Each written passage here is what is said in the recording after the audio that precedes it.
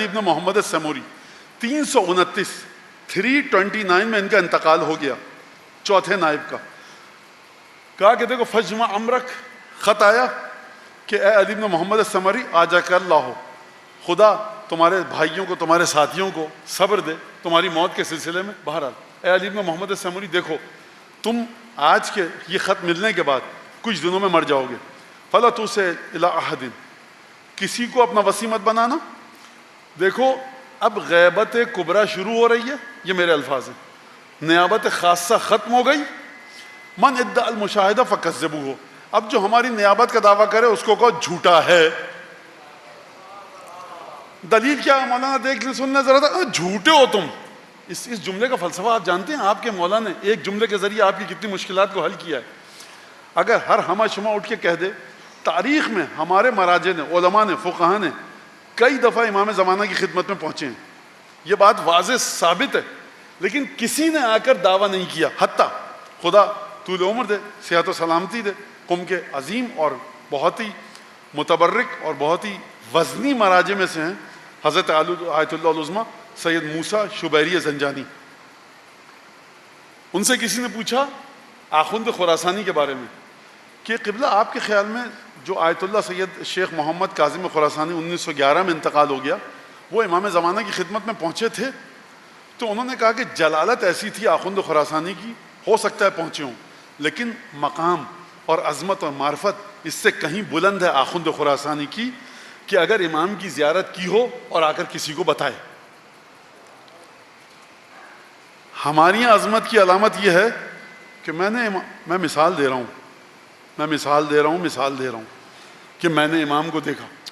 کیا بات ہے مولانا کی امام کو دیکھا، اور ہمارا مرجع کہہ رہا ہے کہ اس سے کہیں بلند معرفت ہے آخوند خراسانی کی کہ اگر زیارت کرے تو بتائے.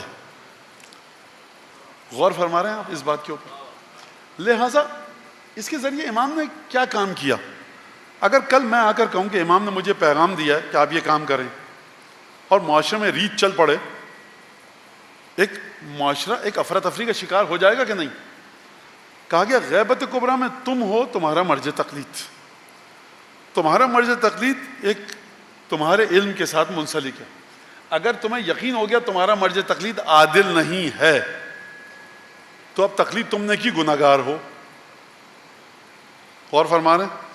اگر تم نے جان لیا کہ تمہارے مرجع تقلید میں کوئی صفت نہیں ہے جو کہ شرائط ہیں مرجع کی ختم ہو چکی ہیں، تو اب تم نے تقلید کی، تم گناہگار ہو. اور اگر امام زمانہ کے بارے میں سوچا کہ امام میں یہ شرط امامت چلی گئی ہے، اس کو کچھ نہیں ہوگا، تم منہ کے بل جہنم میں جاؤ گے. غور فرمایا آپ نے؟ یہ پہلا فرق سمجھ لیجئے مجتہد کا، فقیہ کا اور امام زمانہ کا. فقیہ کا وجود بعنوان فقیہ جامع الشرائط آپ کے علم سے وابستہ ہے، انحصار و دار و مدار آپ کے علم پر ہے. امام کی عظمت اور عصمت کا آپ سے کوئی لینا دینا نہیں ہے. آپ نہ فیصلہ کر سکتے ہیں بگاڑنے کا نہ سنوارنے کا. وجود امام کے وجود میں، وجود امام کی شخصیت میں آپ نہ رتی برابر بگاڑ پیدا کر سکتے ہیں نہ سنوار پیدا کر سکتے ہیں. وہ آپ کی اور ہماری پہنچ سے دور ہے. لہٰذا دکانوں کو بند کر دیا گیا.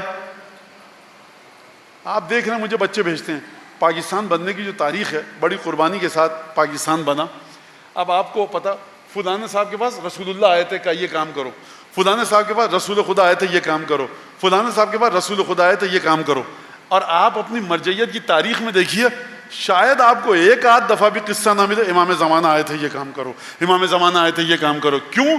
کیونکہ شخصیت کو جس طرح سے ہم اپنے معصومین کو بلند سمجھتے ہیں، ہر کس و ناقص کے خواب میں ہم اس کو دخل بھی نہیں کرتے، اور جس طرح سے لوگ رسول خدا کو سمجھتے ہیں ہر ایک کے خواب میں رسول خدا کو لا رہے ہیں. یہ آپ کی معرفت کا پر دار و مدار ہے اس بات کا.